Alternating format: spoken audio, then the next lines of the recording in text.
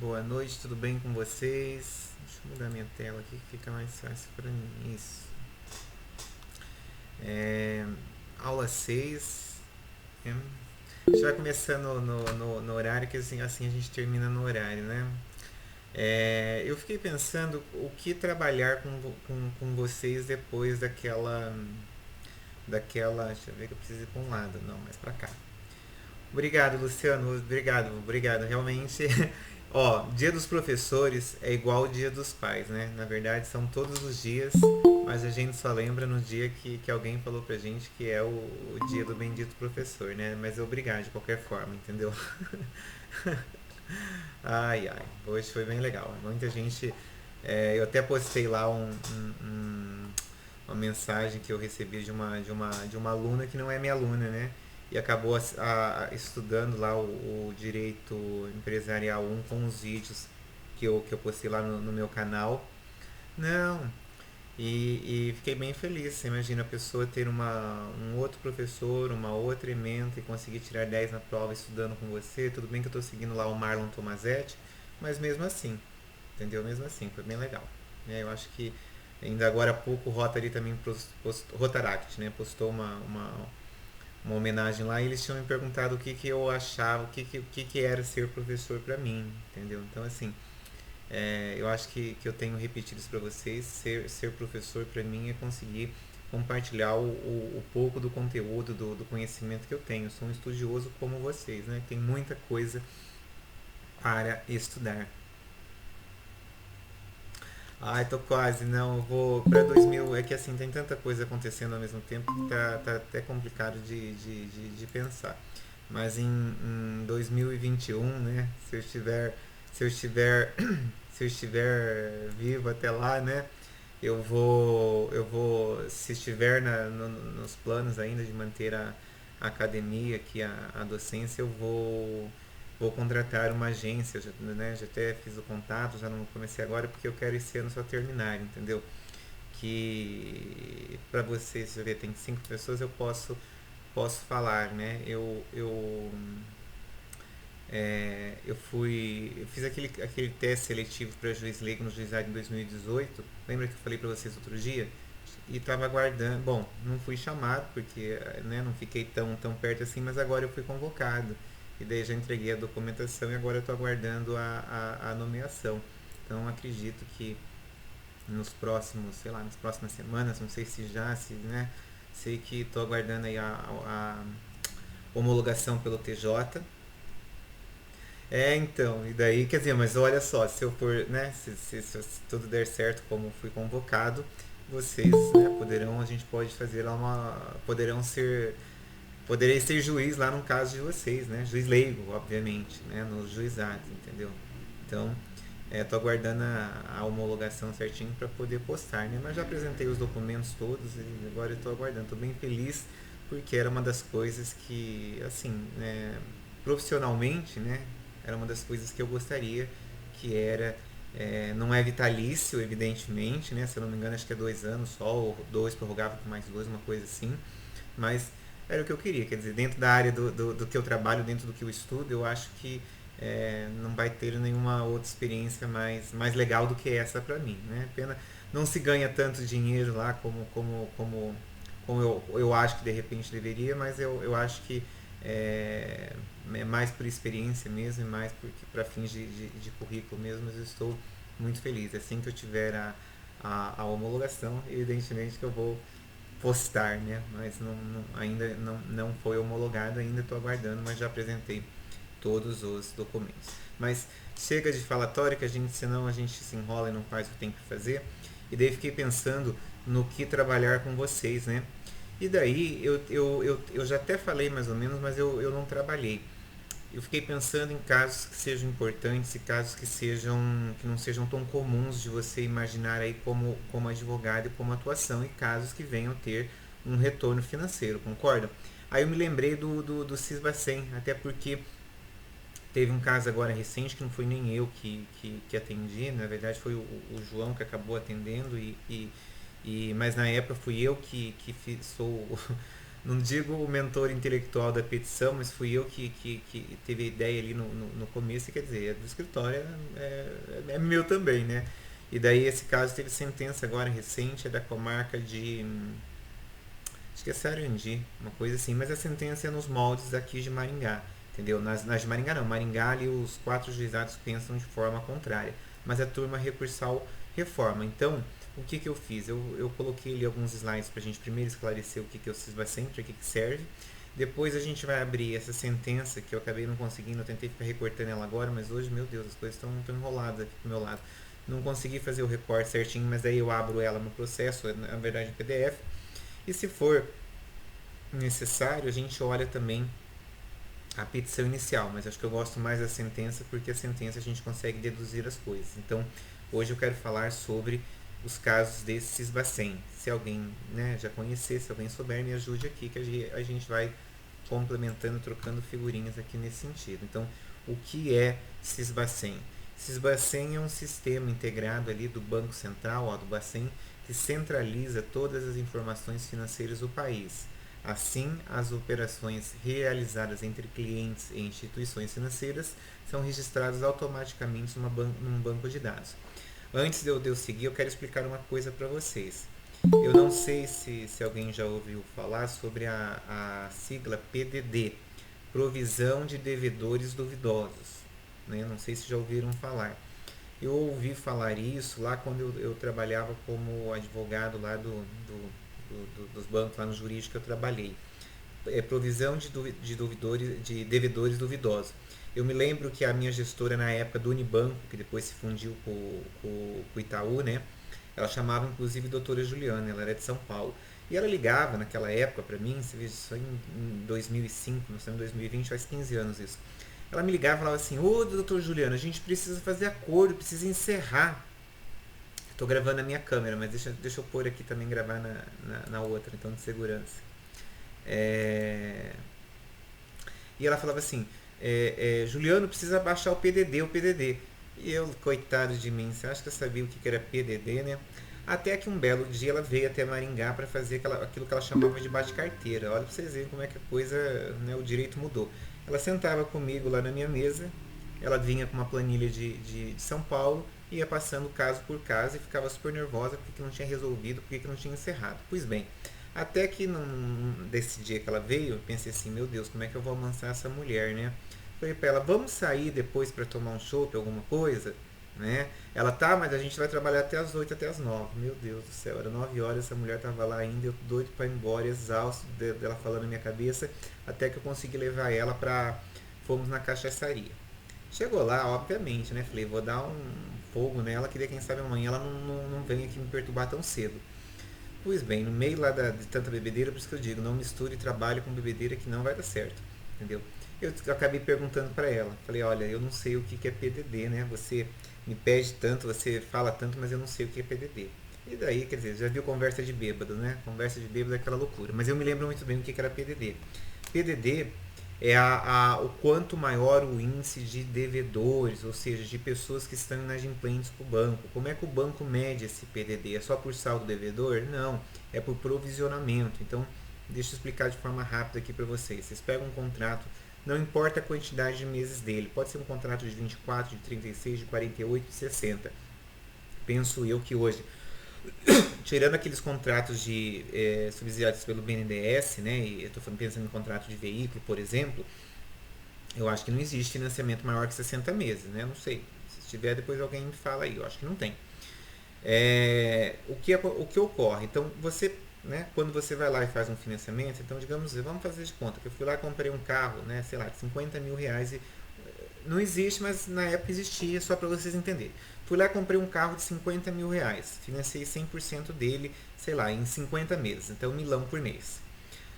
Daí, para o banco poder me emprestar esses 50 mil, gente, por uma questão de lastro, por uma questão de mercado financeiro, digamos que eu fiz esse financiamento no Banco Itaú. Então, o Banco Itaú me deu 50 mil reais, concorda?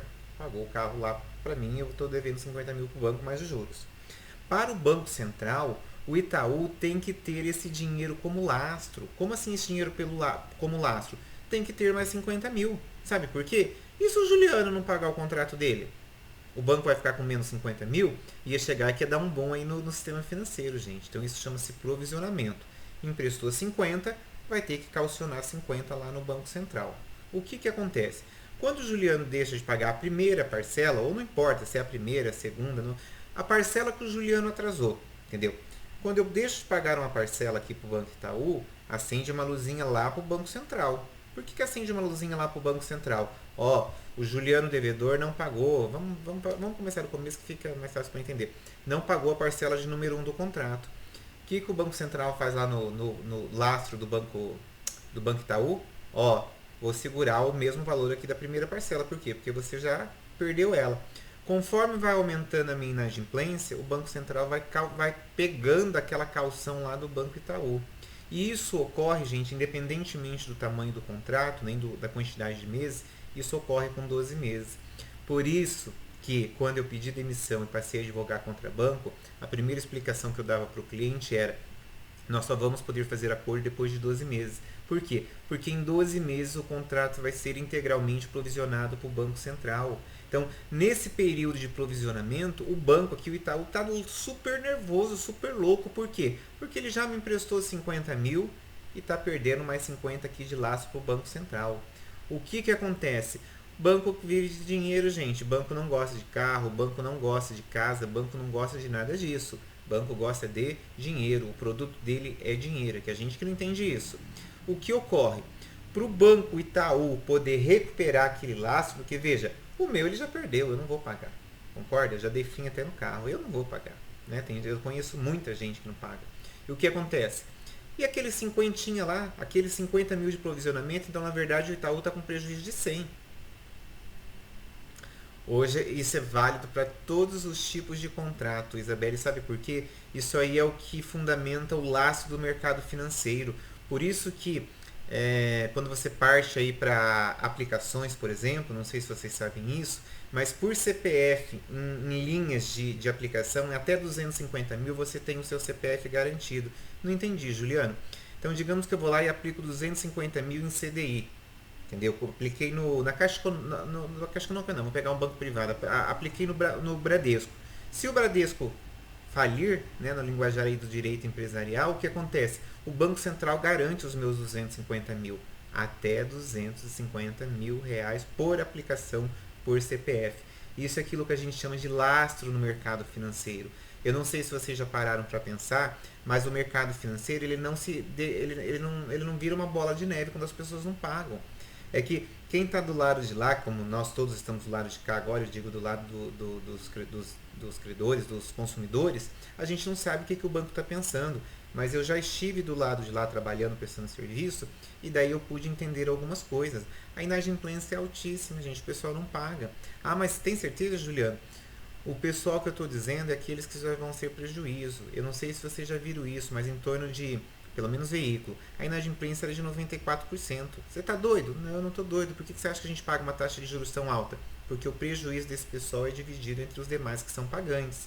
Você veja, eu sou pagante, eu pago as minhas contas. Então por que o juro é tão alto para mim? Porque eu estou rateando o prejuízo dos demais. O banco nunca perde, gente. Voltando aqui à questão do lastro, então o que acontece? O Banco Itaú, aqui no meu contrato de 50 mil, que eu não vou pagar, o Banco Itaú está louco para resolver essa questão depois de 12 meses. Até 12 meses o Banco Itaú acredita que ele vai receber de mim, concorda? Porque ele acha que eu vou ficar com o nome sujo, ele acha uma série de coisas. Isso aí são índices. Depois de 12 meses, ele já perdeu 50 para mim e o Banco Central já tomou os outros 50 dele. Por quê? Porque através do SISBA-100, olha qual é o conceito de SISBA-100. É um sistema integrado do Banco Central que centraliza todas as informações financeiras do país. Para vocês terem ideia, quando faz tempo que eu tirei o meu SISBA-100, já vou mostrar ali como é que faz isso aí, apareceu lá que eu tinha era uma dívida na Caixa Econômica. A hora que eu olhei isso rápido, eu falei, não, mas eu não devo em lugar nenhum, entendeu? Eu tive que, o SISBA-100 não é um extrato tão simples assim de você entender, ele tem páginas e páginas e páginas, até que eu consegui entender que aquela dívida da Caixa que o SISBA-100 estava acusando que eu tinha, não era dívida, era o meu limite do cartão de crédito que estava usado. Ah, mas estava devendo. Não, entendeu? Não era, a minha fatura estava paga inteira, que meu limite ali é meio alto, então o que acontece? quando você, sei lá, você tem lá tá usado 30 mil reais no meu limite, mas eu já paguei a fatura inteira, concorda? Mas são 30 mil reais parcelados, por exemplo, sei lá, em 10 vezes. No Sisbacen, aparece que o CPF do Juliano deve 30 mil reais para Caixa Cartões, entendeu? Então, esse é o Sisbacen. Voltando aqui na história do veículo para você poder entender, a estrutura da ação. Depois de 12 meses, o Banco Itaú já perdeu os meus 50 que pagou o carro para mim e o Banco Central acabou de pegar os outros 50 deles de lastro. Então o Itaú tá pé da vida, né? Acabou de perder mais de 100 mil aqui numa negociação. E aí, eles vão migrando essa carteira de faixa de cobrança, concorda? Quando a gente chama, lá a gente brincava e chamava de carteira podre. O que é carteira podre? Acima de 360 dias. No entanto, que carteira acima de 365 dias, o banco tem outra política, tem outra conversa, outra história. Eu acho engraçado porque quando a gente não entende disso, a gente fala assim, mas como é que pode virar tão pouco? Não é que vira tão pouco. A partir de 365 dias, o que o banco quer fazer? O banco está louco para liberar o lastro aqui. Esse aqui ele já sabe que perdeu. Esse aqui ele vai descontar nas costas de quem está pagando. O que acontece? Aí as empresas, porque o banco não tem, né? Não sei se vocês já prestaram atenção nisso, mas os bancos não têm advogados internos, gente. Advogado interno no caso do Itaú, não sei se mudou, né? Já saí de lá quase 8 anos, mas quando eu ainda estava lá, tinha um advogado que por estado, ainda tinha estado que um advogado atendia 2 estados, e só, não é para fazer petição, era contratado escritórios terceirizados como que eu trabalhava, entendeu? E por quê? Porque é muito mais fácil para o banco gerir um escritório de terceirizado de advocacia do que um jurídico próprio, concorda? O escritório não deu resultado, a gente corta, tira ele. O escritório deu mais resultado, a gente passa a carteira para o outro. E a partir então de 365 dias, os escritórios terceirizados recebem as políticas de campanha dos bancos que querem, de qualquer forma, querem resolver o contrato. Ah, mas como é que vai resolver o contrato? Então tá, comprei um carro de 50 mil, financei 100%, não paguei nenhuma parcela. O carro, gente, desvaloriza. Daqui a um ano o carro vale, sei lá, 40. Concorda? Se o banco vier para mim e oferecer para eu quitar o carro por 40 mil, eu não vou querer quitar, porque eu vou dizer, 40 mil eu pego e compro outro, esse aí eu não quero mais. Agora, se o banco vier até mim, né, e fizer uma proposta lá, Juliano, a gente quita o seu carro por 30. Opa, você me emprestou 50 faz um ano, agora está aceitando receber 30? Normalmente as pessoas acham que é um bom negócio. Gente, a conta não é bem essa, mas para ficar fácil a gente vai seguir essa aqui mesmo. Então o Juliano, quando o Juliano vem e devolve 30 mil reais para o Banco Itaú, para liquidar aquele contrato de 50, o que acontece com os outros 50 ali que estava bloqueado no Banco Central? É desbloqueado. Mas como é que o Banco Itaú vai desbloquear 50 com 30? Né? Que matemática que é essa, gente? A matemática, a contabilidade financeira não tem erro. 1 mais 1 é 2. O que o Banco Itaú faz no Sisbacen? Ele faz a informação de que o Juliano está dando 20 mil reais de prejuízo. Vou repetir para você entender a matemática. Financei 50, passaram-se 12 meses, eu não paguei nada. O Banco Central pegou mais 50 aqui de lastro do banco, aqui no caso era o Itaú. Então o Itaú está com 100 mil de prejuízo aqui com o Juliano.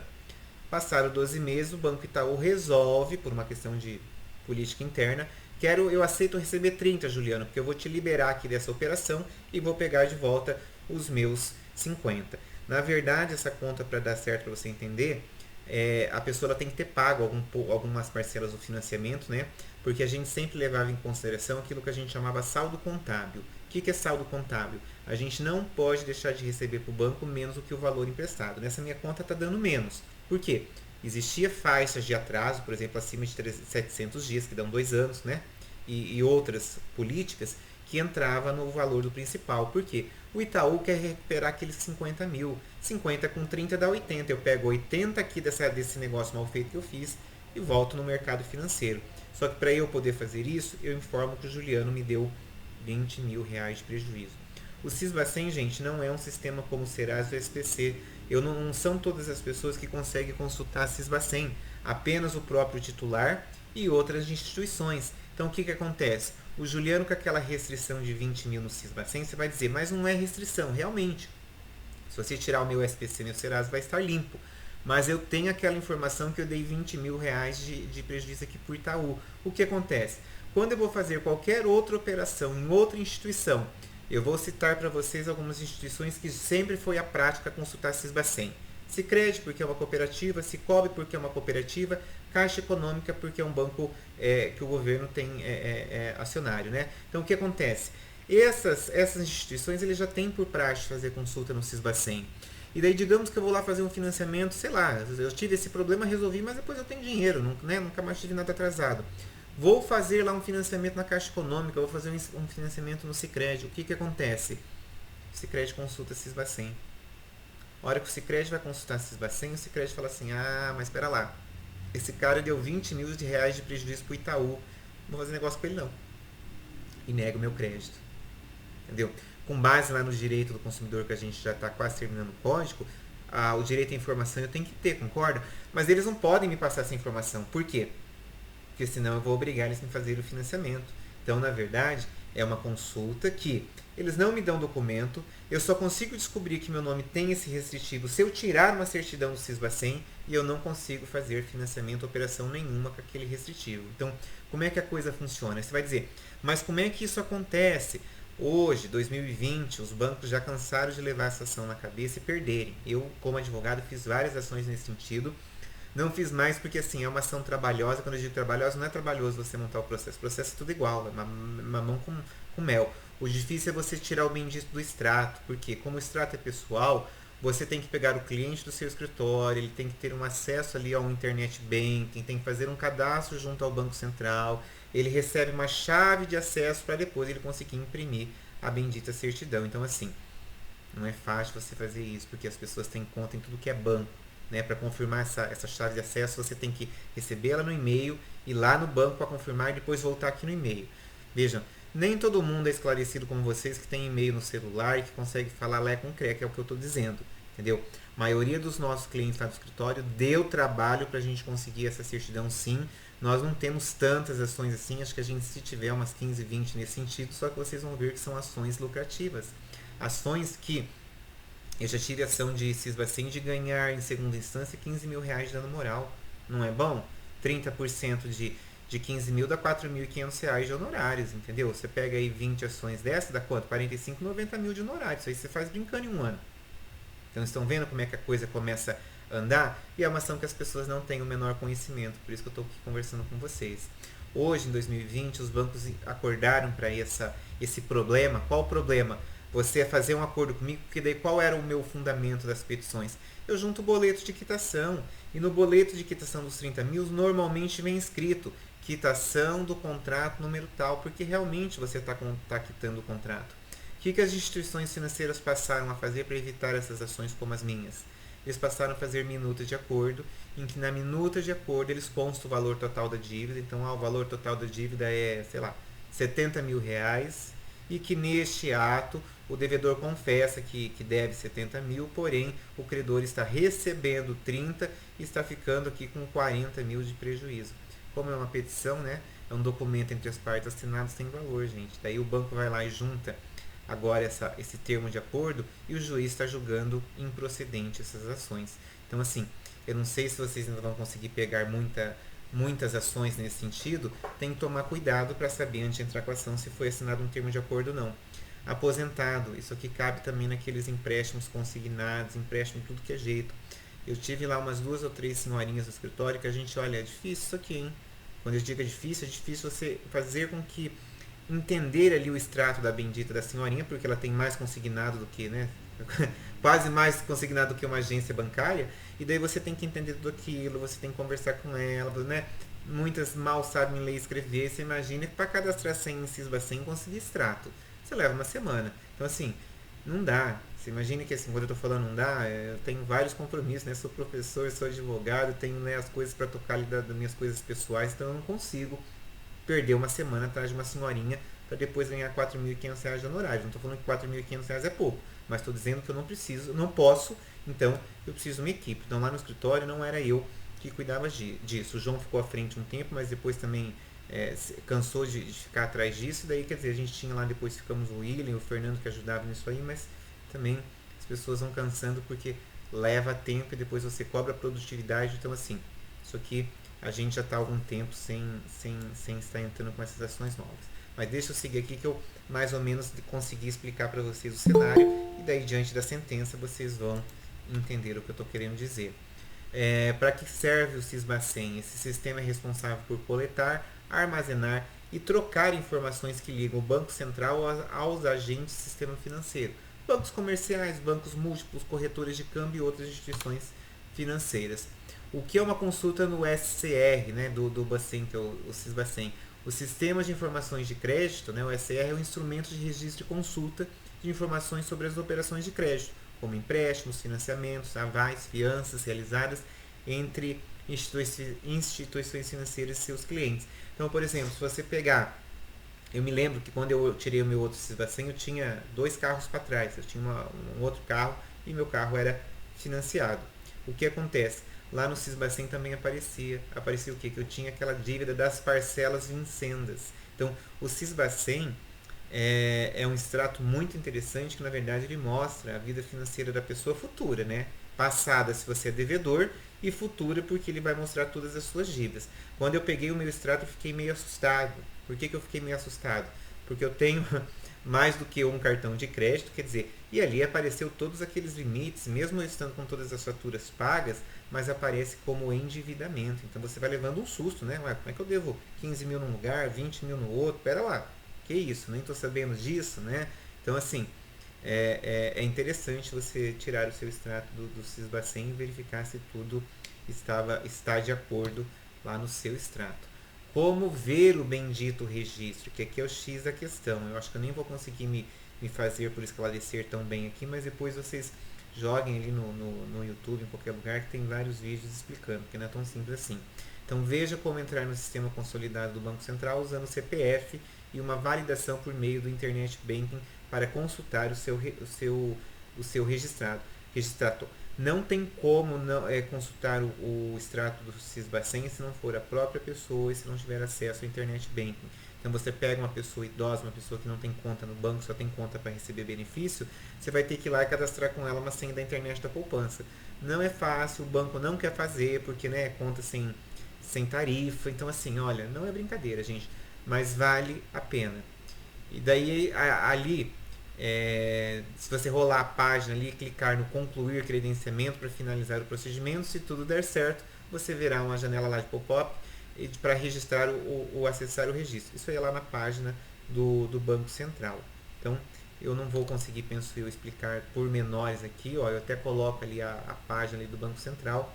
Depois vocês olhem com calma aqui um pouquinho. Deixa eu abrir a sentença. Para lá que eu não consegui pôr aqui no slide. Deixa eu minimizar isso aqui. Opa. Mas eu deixei ela aberta aqui no... Não. Ajude. Mas eu deixei ela aberta em PDF também, ó. Cadê ela? Bom, vamos abrir aqui no processo, que não sei o que eu estou clicando aqui, ó. Ó, tá vendo? Julgada procedente a ação. É um projeto de sentença. Opa.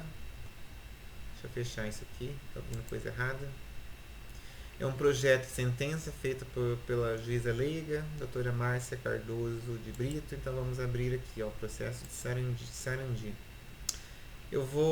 Essa sentença eu até renunciei o prazo porque ela deu 5 mil reais de dano moral. A turma recursal tem reduzido o valor das condenações, então eu não vou fazer recurso nesse sentido, até porque o meu cliente, ele, se eu não me engano, ele é agente, não é agente, como é que chama? Ele é guarda municipal, se eu não me engano. Tem um salário de quase 5, 6 mil, então ele não consegue justiça gratuita. Então, analisando aqui a sentença, ó. Nesse caso aqui em específico, deixa eu colocar maior aqui para vocês, aí depois eu posto ela lá em PDF no Moodle. Esse caso aqui, esse meu cliente, você veja, é um daqueles casos que são casos emblemáticos, né? Eu vou contar a realidade para vocês. Ele foi procurado por um advogado que propôs para ele comprar um carro e não pagar, porque depois ele ia pagar o carro pela metade do valor. Na época ele falou que ficou meio ressabiado, mas ele achou que era um bom negócio, foi lá e comprou um Cruze, né, financiou quase 100%, e fez lá o bendito advogado entrou com ação revisional, né, e depois realmente quitou o carro por um valor menor. Tá?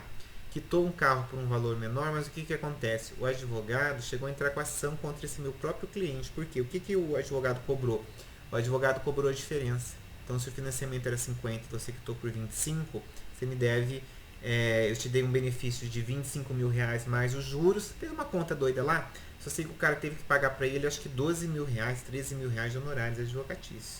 Se você somasse o valor dos honorários com o valor da quitação do carro, dava o valor do carro. Ou seja, para o meu cliente não valeu nada, por isso até que ele acabou se tornando meu cliente, porque eu fui professor da namorada dele. E o que acontece? Como ele na verdade ele veio até o escritório para resolver esse problema dos honorários com o outro, porque o outro tinha entrado com a execução contra ele, acreditam, gente? E daí conversa vai, conversa vem, a gente falou, mas espera lá, vamos consultar o seu Sisbacen, porque é certeza que o banco deve ter informado o seu contrato com prejuízo. E realmente, o nome dele estava limpo, mas ele tinha restrição no Sisbacen por essa diferença aí do financiamento do carro que ele tinha quitado menor. Então, a gente entrou com a ação, né, juntando o quê? Juntando o boleto de quitação, depois se for o caso que eu mostro para vocês, e juntando a certidão do Sisbacen, onde aparecia o restritivo. Acho que esse caso acho que é 20 e poucos mil de restritivo. Veja. Então aqui, ó, como a gente isso aqui é uma ação que cabe no juizado, porque cabe no juizado é prova exclusivamente documental, não tem, não, né, você não precisa ouvir testemunha para falar que você não comprou, né, ou que deixou de comprar porque você não tem restritivo. O que acontece?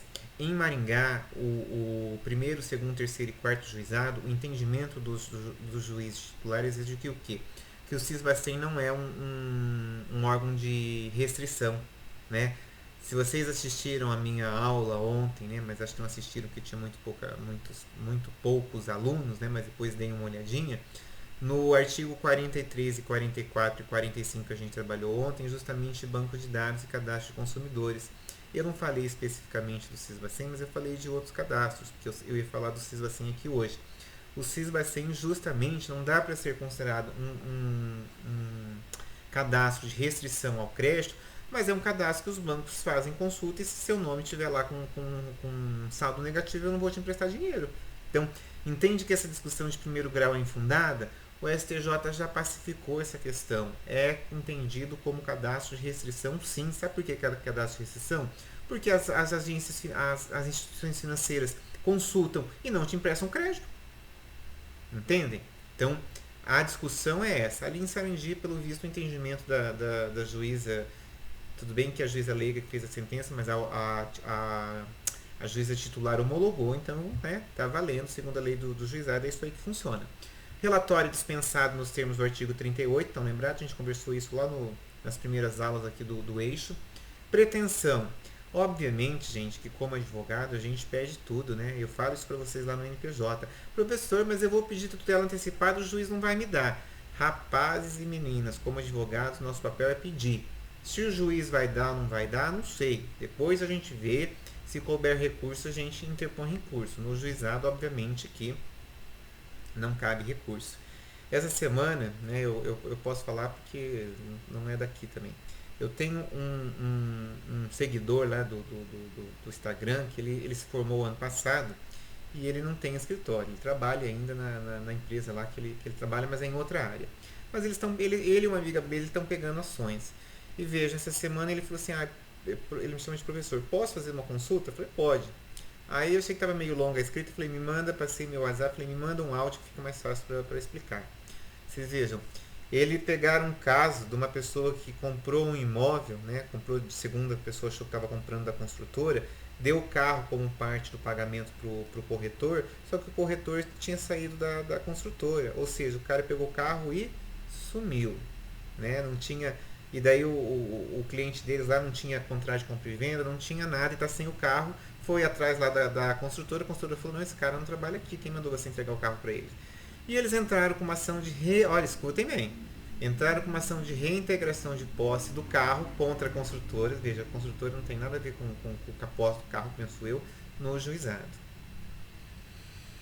Preciso contar para vocês qual foi o despacho inicial dessa ação no juizado? Mandou marcar audiência, não deu a tutela de urgência, que era a reintegração de posse. Mas eu pergunto para vocês, dá para discutir uma ação possessória dessa no juizado? Tem fundamento? Você tem documento aí do esbulho aí sofrido? Não tem, né? E daí ele estava me perguntando se ele podia fazer um agravo de instrumento. Meu Deus do céu. Daí eu falei, olha, agravo de instrumento aqui no Paraná, na 9.000, né, 9.099 é uma lei federal. Regra geral não caberia. Me parece que eu já vi num processo aí no TJSP, que me parece que tem no regimento interno a possibilidade de alguns casos específicos, de acordo com o regimento interno do TJSP, a possibilidade de interpor um agravo de instrumento. Aqui no Paraná isso não existe. Eu falei assim, olha, inclusive uma ação dessa, nem no meu ponto de vista, nem é ação de juizado, isso aí é ação para justiça comum. Você devia ter pleiteado uma justiça gratuita. Expliquei a questão da diligência do oficial de justiça aqui no juizado, eles não ganham nada. Então, assim, falei, na verdade você está numa roubada. Isso aí raramente você vai conseguir isso numa ação como essa. E por que eu estou te falando tudo isso? Eu estou te falando tudo isso para você ver que nesse caso aqui, eu também pedi a tutela de urgência para quê? Para tirar o nome do meu cliente do Sisbacen. E o juiz não deu. Né? Ah, mas por que o juiz não deu? O juiz não deu porque nós estamos pensando numa questão de juizado, nós estamos pensando numa ação de que eles entendem, regra geral, que Sisbacen não é cadastro restritivo, então para que você está com tanta pressa de tirar seu nome daí? Se eu fosse juiz, não estou falando leigo, se eu fosse juiz titular, eu daria a tutela de urgência. Se a petição tivesse fundamentada, tivesse comprovante de pagamento da dívida, tivesse as provas bonitinhas, eu daria. Eu acho até que se isso aqui fosse na justiça comum, o juiz teria concedido a tutela de urgência. Por ser juizado, né, a matéria envolvida tem que ser mais simples, o valor também, né, no máximo 40 salários mínimos. Eu acredito que por essa razão eles não me deram, né, não deram a tutela aí nesse caso. Então, tutela antecipada indeferida movimento 14.1. Aí em resposta, eu penso que isso aqui, deixa eu ver o que ele está falando aqui. Ele está falando da contestação, por isso que eu não gosto de colocar resposta, né? Isso aí para mim me parece direito antigo. Pergunta e resposta, né? Pretensão e resposta. É o jeito que essa daí fez a sentença dela. Eu não gosto. Eu particularmente colocaria contestação, mas né, cada um com a sua sentença, né? Vocês também podem fazer as de vocês. Depois ali ela coloca que a composição foi frustrada. Eu não consigo pensar numa composição num caso como esse, porque você acha que o banco vai vir numa audiência de conciliação e oferecer valores, gente? Num negócio que o banco teve até prejuízo? Impossível. Aí seguiu ali, né? Embora a gente já viu que no juizado tecnicamente não caberia impugnação, mas é costume aqui do Paraná, na TJ Paraná, você fazer impugnação à contestação. Deveria, segundo a Lei 9.099, você deveria fazer impugnação a documentos novos trazidos pela contestação, ou, se for o caso, impugnar o pedido ali contraposto. Não é o caso, mas tudo bem, vamos seguir aqui, que aqui no Paraná a gente faz impugnação à contestação. Pode ver que a própria juíza diz assim, repisa a inicial. Você vai falar o que na impugnação? Vai contar fato novo? Não tem como. Então ela coloca que isso é síntese, passa a decidir. Da falta de interesse de agir. Eu penso que o banco aqui veio e questionou a petição inicial, dizendo, olha, essa petição inicial devia ser extinta porque falta interesse de agir aqui do autor. Por quê? Porque Sisbacen não é cadastro de restrição ao crédito. Aí veja, a juíza vem e fundamenta, dizendo que de fato o documento colacionado pelo autor traz a informação do prejuízo, eu acho que falei 20, mas o prejuízo era maior. Prejuízo no valor de 50.452. Então a juíza vem e diz assim, olha, improcede essa preliminar de falta de interesse de agir. Por quê? Porque tem o extrato ali comprovando que você está dizendo que o consumidor te deu um prejuízo de 50 mil. Dinheiro 50 mil, hein? Da impugnação quanto ao pedido da tutela de urgência, eu penso que ela falou, deixa eu ver, ela falou o que ela já falou, que ela não deu mesmo, só reafirmou. Da aplicação do CDC, veja, lembra que eu falo para vocês lá na minha disciplina, gente, tem que fechar a relação processual, tem que ter lá o consumidor de acordo com o artigo 2º e o fornecedor de acordo com o artigo 3º.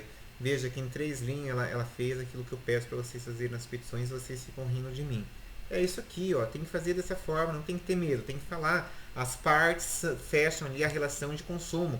O autor se enquadra no conceito do artigo 2º do CDC e o réu, o requerido, se encaixa no conceito de fornecedor de acordo com o artigo 3º. Vai cair o braço de vocês escreverem isso? Não, né? Não escrevam. Aí, olha que interessante, ela segue ali e diz assim, a objetiva responsabilidade da empresa requerida, nos termos do artigo 6º, inciso 7º, lembra? Direitos básicos do consumidor. Eu sei que vocês ficaram para morrer quando eu dei essa aula, que vocês acharam chata demais. Foi lá no primeiro semestre, lá no segundo bimestre, nem sei quando foi, não, primeiro bimestre, né?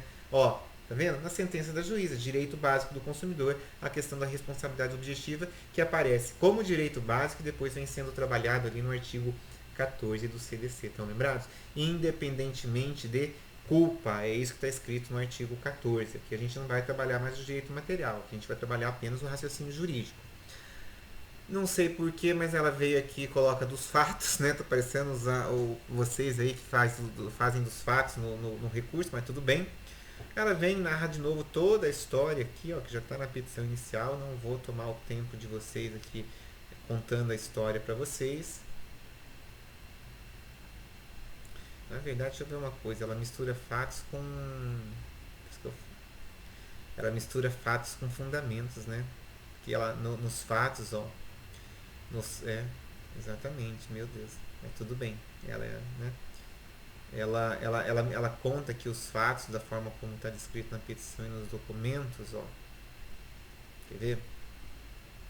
Ora, cita aqui que é fato que a certidão de número 1.10, que o autor se encontrava com a informação de prejuízo no mês 4 de 2019, ou seja, 7 meses após a quitação do acordo. Na verdade, não é que o banco demorou para tirar o nome dele do Sisbacen, o banco deixa o nome dele no Sisbacen, entendeu? De em quanto tempo o Sisbacen vai ter que limpar seu nome? Para quem não assistiu a aula ontem, salvo engano, é parágrafo 2º ou parágrafo 1º, deixa eu ver para não falar besteira que está gravando, parágrafo 1º do artigo 43 do CDC.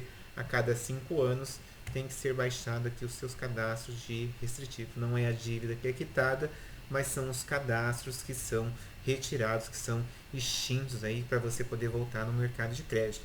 Então aqui ela vem e faz a informação de que a pessoa ficou 7 meses, né, de quando a gente trocação, mas estava ainda até a sentença, eu penso, né? Ela vem e mistura aqui um pouco da história que eu estava falando, porque na minha petição eu penso que eu não falo nada da lei 12.414. A 12.414 é a lei do cadastro positivo. Eu falei ontem em aula que se der tempo eu vou montar uma aula para a gente conversar sobre isso. Não sei, primeiro eu quero terminar lá o CDC para vocês que nem estão indo mais na aula, para depois poder falar da lei do cadastro positivo. Se não der para fazer online, eu estava pensando em gravar essa aula, porque essa aula eu consigo usar ela em todos os cursos, né? Ainda que seja como uma aula complementar. Então eu vou ver certinho se eu consigo montar. Eu tô meio corrido esses dias para mim, mas eu vou arrumar um tempo, nem que seja aí no sábado, no domingo, né? E quero ver se eu gravo uma aula do cadastro positivo, mas depois a gente vê isso aí. Ela faz ali a explicaçãozinha e segue, né? Ela junta uma jurisprudência da onde que é essa jurisprudência? Do STJ, ó.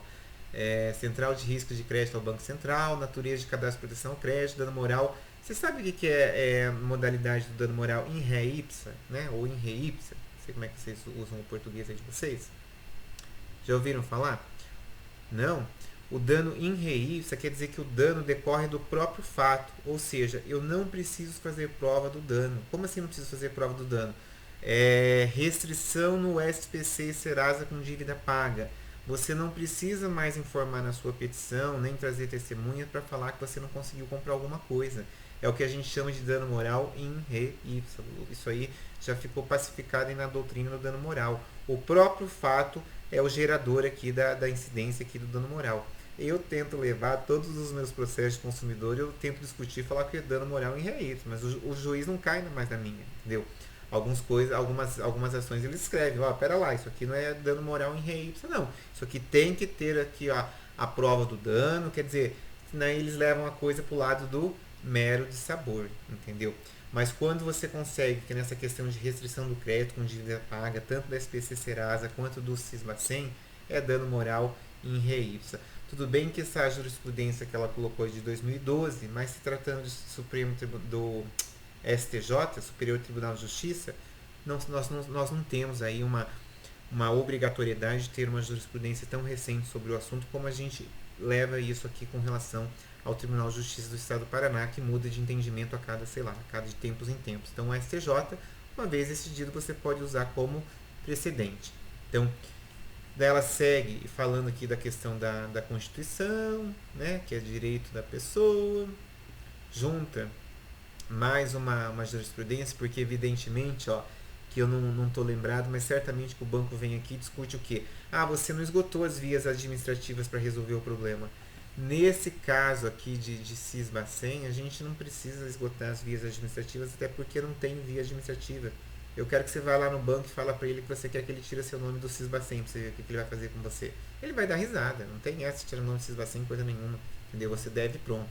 Então, aqui, ó, a juíza faz o quê? A minha ação é uma ação, porque se você está dizendo que eu devo e eu tenho comprovante que eu não devo, eu tenho que entrar com uma ação do quê? Declaratória de inexistência de débito, concorda?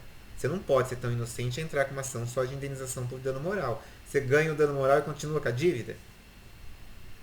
Lembrando que em ações envolvendo direito bancário, você não pode, o juiz não pode agir de ofício. Estão lembrados? Isso aí é súmula 381 do STJ. Então, cuidado com o que vocês vão fazer, porque você pode causar aí prejuízo ao seu cliente. Então, é necessário você pedir o quê? A declaração da inexistência do débito para ele não estar mais devendo e concomitantemente a isso, já que eu não estou devendo porque eu juntei o comprovante do pagamento do acordo, eu também tenho direito a uma indenização por danos morais. Então, ali, seguindo aqui a questão do dano moral, olha, juiz, cita até a Cláudia Lima Marques, né, coloca um trechinho aqui da doutrina. Essa tá, ó, cita o Bruno Miragem, essa está empenhada. Aí ela vem e coloca o enunciado 1.1 da turma recursal do Paraná, ó. Enunciado 1.1, dívida paga, inscrição barra manutenção, dano moral, a inscrição e ou manutenção da dívida paga em órgãos de restrição ao crédito configura dano moral. Então vejam que ela está linkando o Cisbacen com o órgão de restrição ao crédito. É óbvio que o banco vai interpor recurso disso aí. A turma recursal, pelo menos, tinha entendimento majoritário, né, que realmente era cadastro de restrição ao crédito. No entanto, que eu entrei com uma ação dessa minha, pessoal, de um contrato de Finame, na época lá dos caminhões, mais de 10 anos atrás, eu quitei um Finame de 400 e poucos mil, né, saldo devedor de 600 e pouco, quitei por 200. O que o Bradesco fez lá no meu CPF? Foi lá e gravou um Cisbacen, entendeu? Dizendo que eu dei prejuízo de, eu não lembro quanto era a inscrição, não era tão alta não. Era tipo 60 mil, uma coisa assim de restrição no Cisbacen no meu nome. E lá entrei com a ação, juizado de Maringá, aqui que eu moro, não é? Infelizmente, acho que foi até o Dr. Siladelfo, julgou que é improcedente. Cisbacen não é cadastro restritivo, seu Juliano, então o senhor não tem direito aqui a pleitear dano nenhum, né? Paguei custas, porque como é que eu vou pedir justiça gratuita? Eles não me dão, posso até pedir, eles não dão nem que me mate, né? Posso juntar até extrato Serasa, extrato da conta corrente, eles não vão me dar. Paguei custas, né? Fiquei rezando, né, para a turma recursal reformar, e realmente a turma recursal fez a reforma, mas eu estudei o entendimento deles antes e me deram 12 mil reais de dano moral. Pena que daí eu não tive honorário de sucumbência porque eu era o recorrente. Eu penso que o Bradesco quis morrer comigo, mas fazer o quê? E eu sou correntista hoje do Bradesco, tá? Eu mantenho a minha conta corrente ali, tenho o talão de cheque, mas eu penso que eles devem ter posto uma cruz do lado do meu nome de tanta raiva que eles têm de mim, né? Mas é a vida, né? Isso aí são negócios. O banco não tem que gostar da gente. O banco tem que dar lucro pra gente. Mas eles nunca dão, a gente que dá pra eles, né? É a vida. Aí ela segue ali na interpretação dessa questão do cadastro do Cisbacen. Deixa eu ver. Ela junta outro acórdão. Deixa eu ver de onde que é esse aqui. Do Paraná, ó. Recente decisão da segunda turma recursal. Deixa eu ver de quanto que essa recente decisão é. Recente mesmo, ó. 31/7/2020, publicado em 3/8. Recurso nominado, contrato de cartão de crédito consignado, eu não disse para vocês que dá para aplicar no idoso. Débito declarado quitado em outra ação, manutenção indevida de inscrição no sistema Cisbacen, cadastro restritivo de crédito, entendimento firmado pelo STJ, dano moral configurado. É isso mesmo. Ó, então a turma recursal ainda manteve, ainda está com esse entendimento, por isso que ela julgou procedente. Coloca mais um julgamento um pouquinho mais de trás, ó, de 11/2, mas ó, da própria comarca ali de Sarandi, mas já da turma recursal, segunda turma, né? E vem e condena aí, no meu caso aqui é o banco, acho que é o Banco Pan, né? Declara a inexistência da dívida de 50 mil reais e condena o banco a pagar para o meu cliente 5 mil reais de danos morais. Deixa eu ver como é que ela colocou aqui a questão da juros de mora. Ser o referido valor deve ter juros de mora de 1% a partir da citação, com base no INPC e IBGE, tá certo? Ou outro índice substituto, desde a condenação, conforme enunciado 12.13 do TRU. Olha aqui, ela vem e faz até a cópia do enunciado. Condenação por danos morais, data da incidência, correção monetária e juros, responsabilidade extracontratual. Eles estão dizendo que é a partir da decisão condenatória e não passa a incidir da decisão condenatória e os juros moratórios desde o evento danoso. Ah, mas ela colocou. Mas ela colocou não. Né, ó, deverá o ser referido acrescido juros de mora de 1% desde a citação e correção monetária desde a condenação. E dela cita a turma, o enunciado 12.3, mas o enunciado 12.3 está falando outra coisa, né? Está falando que a correção monetária incide da decisão e os juros desde o evento danoso. Devia ter feito embargo de declaração. Duro que eu já renunciei o prazo. Tá vendo como é que é as coisas? Aqui caberia embargo de declaração. Por que caberia embargo de declaração? Ela fala uma coisa e coloca o fundamento de outra. Tá vendo como é que a coisa é engraçada? Ah, isso aí não vai mudar muito sua vida, Juliana. Não vai mudar muito mesmo, porque se você pegar o evento danoso para a data da citação, não vai dar muita coisa não. Isso aí vai dar, sei lá, um ano e pouco a 1%. Vai dizer, vai dar 10%, mas é 10% em cima do juro só. Não vai dar muita coisa não. Mas era o certo, era ter feito embargo de declaração para que ela viesse e se manifestasse. Evidentemente que num caso como esse, por isso que eu falo, presta atenção no que está escrevendo. Num caso como esse, ela viria, eu penso eu, normalmente as sentenças são juros de mora da citação e correção.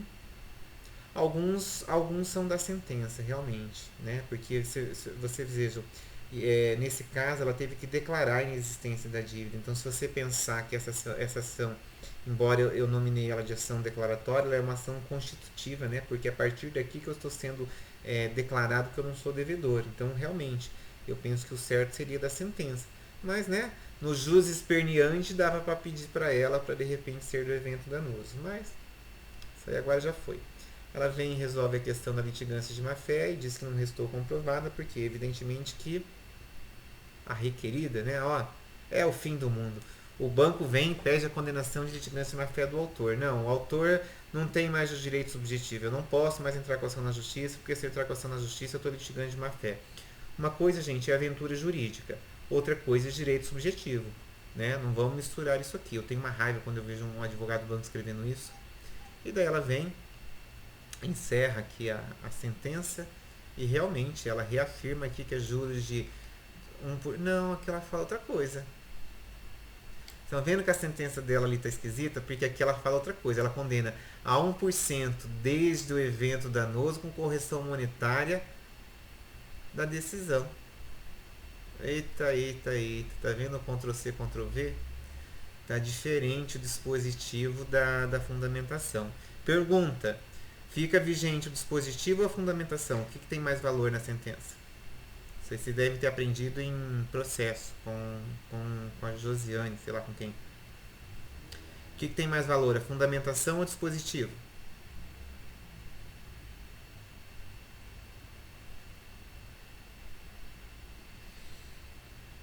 Quantas respostas? Estou cego de tanto ler. O dispositivo sempre, gente. Sempre o dispositivo, porque se o juiz errou, entendeu? Ele não poderia ter errado no dispositivo. A gente sempre, se vocês estão se lembrando daquela questão do trânsito em julgado formal e material, estão lembrados? O trânsito em julgado, quando ocorre o trânsito em julgado material, né? Se eu não estou confundindo as coisas, é do dispositivo da sentença e não da fundamentação. Porque a fundamentação, como esse caso, pode ter ocorrido ali um equívoco, como esse caso que sobrou coisa de outra sentença. Eu vi que o banco até apresentou embargo de declaração, mas eu não vi do que é. Deixa eu até ver. Uma coisa. Que eu falo, viu? Faz as coisas direito. Faz as coisas com pressa, não lê direito. Você quer ver que o banco vai estar discutindo isso que eu acabei de ver? Ó, vamos ver o decisão. Razões. Ah, não estou falando? Olha aqui, ó. Olha aqui. Olha aqui, o que o banco está embargando? Está embargando exatamente o que eu deveria ter embargado. Ó. Com análise detida aos autos no que tange ao termo inicial dos juros de mora, muito embora tenha sido declarada a inexistência do débito, o embargado foi tido como consumidor, sendo que o deslinde da controvérsia deu às normas protetivas do consumidor, circunstância suficiente para afastar a incidência do enunciado 5. Jesus!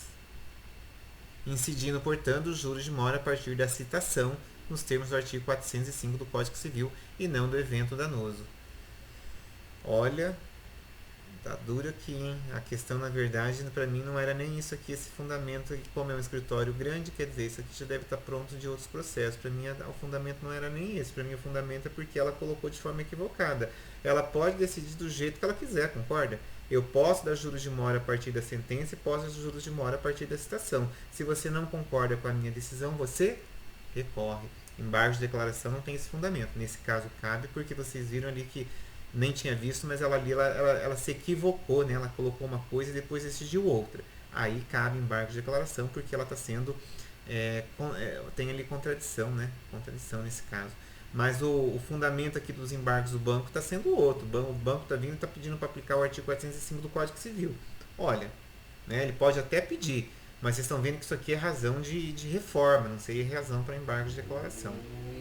Querem dar uma olhada na inicial rapidinho? A gente tem 2 minutinhos rapidinho? Nem querem, eles nem me respondem.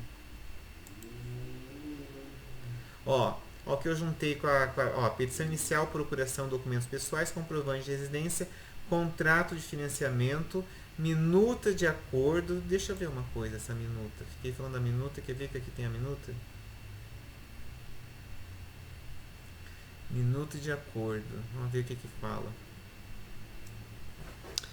Ó, a minuta de acordo fala que tá recebendo 21 mil de um contrato de 87. Mas não fala. Fala que ele deu prejuízo da diferença. Vocês estão vendo? Por isso que a juíza me concedeu, julgou procedente aí a questão do dano moral e da declaração de inexistência do débito. Os bancos, isso aqui é de setembro de 2018. Os bancos estão fazendo diferente agora. Os bancos estão escrevendo que você está dando prejuízos de X reais. E a pessoa está tão desesperada para resolver que ela não está nem preocupada com isso. Ó, boleto de quitação, quer ver que vai estar escrito quitação do contrato? Deixa eu ver se vai estar. Estou até curioso. Vamos aumentar, que nem eu não estou vendo.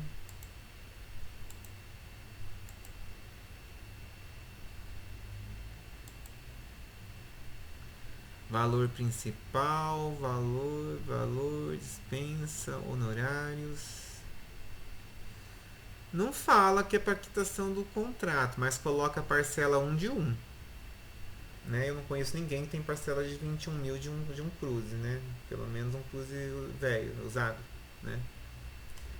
Esse aqui foi o boleto de quitação, comprovante, homologação do acordo, olha só, foi juntado até a homologação do acordo da revisional, penso eu, ou da busca e apreensão, deixa eu ver. Da busca e apreensão, ó, a 7ª Vara Civil de Maringá. O juiz homologou e julgou extinta a busca e apreensão, ou seja, matou, não devo mais nada, concorda? Então, vamos olhar rapidinho a petição inicial para vocês terem uma ideia. Ah, certidão, deixa eu mostrar a cara da certidão do Cisbacen.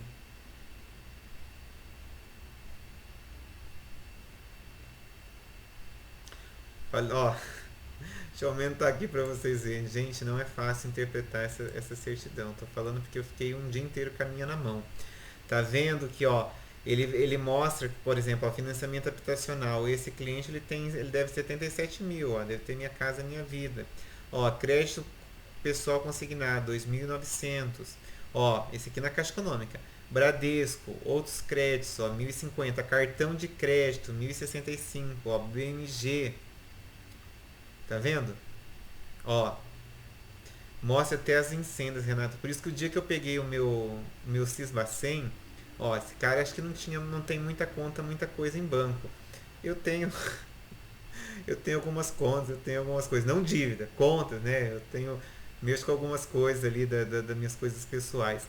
Menino, eu tinha umas 10 páginas disso aí, porque também eu estava olhando os últimos, acho que eu olhei os últimos 10 anos, os últimos 5 anos, nem lembro. Eu só sei que eu fiquei cansado. de tanto olhar olha, tanta coisa. Porque assim, se você tiver. Hoje em dia é normal você ter cartão de loja, concorda? Exatamente, exatamente. Eu fiquei. Quando eu peguei, eu fiquei meio assustado, porque eu fiquei assim, ué, mas eu não. Né, do que é essas dívidas aqui, né? Não tô sabendo. Até entender, porque ó, você tá vendo, quer ver como é que vem? Ó, financiamento vem escrito financiamento. Aí você entende, ó, 50 mil reais. Só que outras coisas, quer ver? Ó, esse aqui ainda está escrito cartão de loja, ó, cartão de loja compra vice parcelado. Mas ó, limite de banco, por exemplo, eu tenho limite em conta corrente, tá vendo? Aparece aqui, você deve ele, mas eu não devo, mas aparece porque né, você pode ir lá sacar o dinheiro. Então, sabe aqueles limites que tem de saque automático, saque não sei o que, daquele trilhão de cartão que as lojas vão mandando para vocês? Se você tiver o cartão desbloqueado, vai aparecer tudo aqui no Sisbacen. E assim, ó, você veja, essa certidão, deixa eu ver uma coisa. Ela aparece a data base. Ó, ele tem aqui um índice, ó. Quantidade de operações, no caso desse cliente, 9. Quantidade de informações, 4. Ele só sei que ele pega uns anos para trás. O chato é quando você vai tirar uma certidão dessa do cliente e aparece um outro restritivo que o cara não sabia, entendeu? Porque daí se você entrar com a ação já tendo um restritivo anterior, você não vai ganhar o dano moral. E daí seus honorários advocatícios, ó, é nada para nada. Então assim, o difícil não, a gente não tem que ter preguiça, tem que entender a certidão. Essa aqui até que não era tão difícil, mas tá vendo a cara que ela tem? Por isso que quem só pode tirar ela, o advogado não consegue tirar para o cliente, é só o cliente que tira. Mas isso aqui é uma ação, olha, de verdade. Vou mostrar a carinha da petição inicial que eu nem. Não foi nem eu que fiz, deixa eu ver. Nem tá com o timbre que eu gosto, tá com outro timbre, quer ver?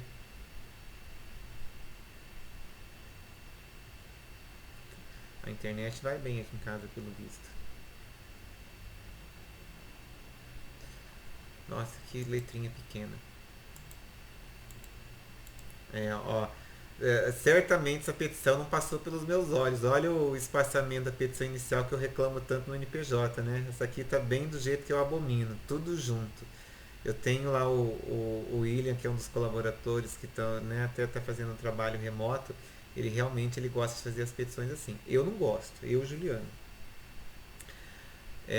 Declaratória de inexistência de débito com indenização com danos morais, com pedido de tutela de urgência. Então você veja que ele vai ter o endereçamento, qualificação do autor, nome da ação, qualificação do banco, né? Aqui estão chamando dos fatos, descrever os fatos. Ó, aquilo que eu falei para vocês, façam um print, recorte e coloque no meio da petição. Tudo bem que aqui tá meio grandão, meio esdrúxulo, né? Mas ó, dá para ver certinho a questão da quitação. Ó, o comprovante de pagamento. Não está muito harmoniosa essa petição, mas está bem clara, né? Eu gosto de fazer um pouquinho diferente, não fui eu que fiz essa petição. Ó, tem um recorte do Sisbacen. Ó, o povo recortou bonitinho mesmo. Aí vem, né, do mérito, responsabilidade jurídica, aplicação e inversão dos anos da prova. Ó, vou escrever lá no meu escritório. Ó, da parte do Sisbacen, vem tratando. Eu também, a Renata pensa a mesma coisa, entendeu? Isso aqui eu não vi, você quer ver? Eu aposto que não vai ter meu nome no final, porque eu não distribuo. Não, eu sou super enjoado de jeito nenhum. Não gosto assim. Olha o tamanho de nota rodapé, não gosto. Ó, tem enunciado do turma recursal. Discutem o valor, tutela de urgência. Quanto pediram 10 mil de dano moral, não falei? Ó, não sou eu que assinei essa petição, imagina, eu não faço esse espaçamento por nada na face da terra. Eu gosto daquela petição clássica, bonitinha, entendeu? Se vocês verem alguma coisa nesse sentido, não fui eu. Né? Exato, eu não faço assim, mas de jeito nenhum. E é perigoso eu perder mais tempo no alinhamento do que até até pensando, não. Eu tenho agonia, é a mesma agonia, ó, esse espaço duplo aqui, ó, tá doido. Não passou por mim. Se tivesse passado, não tinha sido distribuído porque eu tinha devolvido para arrumar. Mas, né, vocês viram que o espaçamento não quer dizer muita coisa porque o juiz julga de acordo com o direito, né? Vamos ver a questão mais um minutinho, já estou encerrando. Vamos ver a questão cadê? Da contestação. Cadê a contestação dos caboclos aqui, ó? Vamos ver o que eles juntam, ó. Eles juntam contrato, juntam demonstrativo, histórico, ó, eles juntam mais certidões, juntam Serasa, ó, juntam um monte de coisa. Não adianta, Sisbacen é outra história, não tem nada a ver com Serasa nem com SPC. Não adianta ficar nesse falatório, não é por aí a defesa. Então, lembrado, tem aquelas causas de exclusão do fornecedor. É que escritório grande assim, gente, eles gostam de fazer petição por tamanho. Quer ver? Deixa eu ver se aparece quantas páginas tem. Deve ser imensa. Ó, mas tá bonitinho isso aqui, ó. Falta interesse de agir, ó. Bonitinho. Ó, mas o espaçamento também não tá do jeito que eu gosto também não, né? Ó, os negócios tudo pra um lado, mas tá melhor que o meu. O meu não, né? O meu do lado do meu escritório. Ó, bonitinho. Ausência da pretensão. Ó, ele fala que não fez reclamação, ó, no saque, nenhum dos canais do banco. Eu não duvido que vai chegar ao ponto que o juiz vai começar a julgar improcedente porque não ter feito aqui a reclamação no canal certo, hein? A setinha vermelha, não, esse escritório aqui é grande. Ah, mas até que não foi muito comprida a contestação, hein? Não consegui ver com o número de página, não tá marcando aqui. Deve ter umas 10, 15, né? Aí, mas não adianta nada. Mas agora eles vão interpor recurso. Mas a turma recursal não vai reformar e pra mim é bom porque vai dar 20% de sucumbência, concorda? Condenação de 5 mil, 20% dos 5, 10. Vai dar mais R$ 1.000 de honorários advocatícios. Até tudo isso aí transitar em julgado e descer, essa execução vai dar aí uns 7, 8 mil reais. Não é ruim não, gente. Por uma ação que, ó, só teve audiência de conciliação, a parte mais difícil é a certidão. Tô dando pra vocês aqui um bom filão aqui para vocês fazerem aí a partir do ano que vem, quando vocês tiverem a OAB de vocês na mão. Pode procurar idoso. Ó, todo mundo que quitou o carro com acordo com o banco. Todo mundo vai ter o nome no Sisbacen. Escutem o que eu estou falando. O chato dessa ação é a certidão no Sisbacen. Não era eu que tirava isso aí, era o João. Depois, se vocês quiserem, vocês mandem lá um WhatsApp para ele, que ele, não agora na campanha que ele está ocupado, mas depois da campanha ele responde aí para vocês, até faz o passo a passo dessa bendita certidão, que isso aí não é brincadeira. Eu vi eles fazendo várias vezes lá no escritório e eu não passava nem perto, porque tem que fazer o cadastro, tem que pegar o consumidor, levar lá no banco, cadastrar a chave de acesso, voltar depois, abrir lá a chave de acesso do seu escritório para você poder imprimir aqui a certidão do Sisbacen.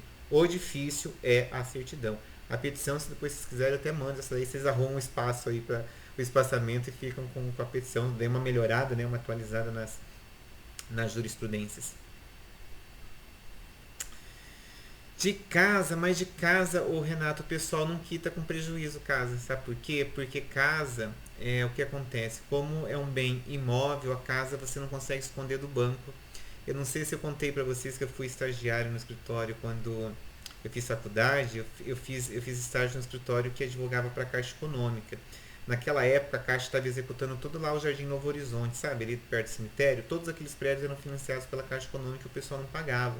Porque naqueles contratos antigos de sistema financeiro tinha um erro, na verdade um erro jurídico, tá? Isso, vocês querem que eu disponibilize, eu posso pôr o processo tudo, o que vocês querem? Esse caso eu não vou pedir nada, eu estou pensando em ficar lá com a petição mesmo que eu ainda nem abri o prazo para vocês, porque daí aquela lá está um pouquinho mais detalhada para fazer, para ser a nota do eixo. Esse aqui eu acho que eu não vou pedir nada. O que vocês acham? Daí eu posso disponibilizar o processo como um todo, né? Eu só peço que é um processo real, não fiquem... Bom, embora o processo é público, eu falo, não fique divulgando por aí, mas não tem problema, penso eu. Né? Não há prejuízo aqui para a parte, concorda? Ele não é devedor, na verdade ele ganhou aí os 5 mil. Não vejo problema aqui, não é um caso de família que a gente tem que esconder. Então eu baixo, vou ver se eu já baixo até agora, eu já resolvi isso. E posto esse processo lá na aula para vocês, que daí depois, se vocês quiserem, não fique confiando isso. Baixem isso aí depois ou em algum lugar aí do seu computador, porque a hora que vocês saírem aí da faculdade, vocês não vão ter mais acesso ao Moodle. Então essas coisas que eu estou postando, baixem aí E não, eu vou vou baixar o processo na íntegra. O processo é público, isso aqui não tem problema. A pessoa não tem o porquê se ofender, ela não é devedora, né? Se fosse um processo que ela é devedora, alguma coisa nesse sentido, mas ela é ganhadora, né? Não vejo problema, esse cara é bacana pra caramba, não vejo problema. O processo é público, tem aqui pra gente aprender, pra gente estudar eles mesmos. Eu vou baixar ele na íntegra, desse aqui eu não vou pedir nada. Eu acredito, né, que na aula que vem, eu fiquei na dúvida se eu trabalhava esse caso do Sisbacen hoje ou se eu trabalhava aquele caso do seguro do cartão de crédito, que eu falei que o juiz da vara civil deu 10 mil reais de dano moral. Como eu trabalhei hoje esse caso Cisbacen, eu acredito que na semana que vem eu trabalhe aquele caso do seguro, da venda casada do seguro do cartão de crédito.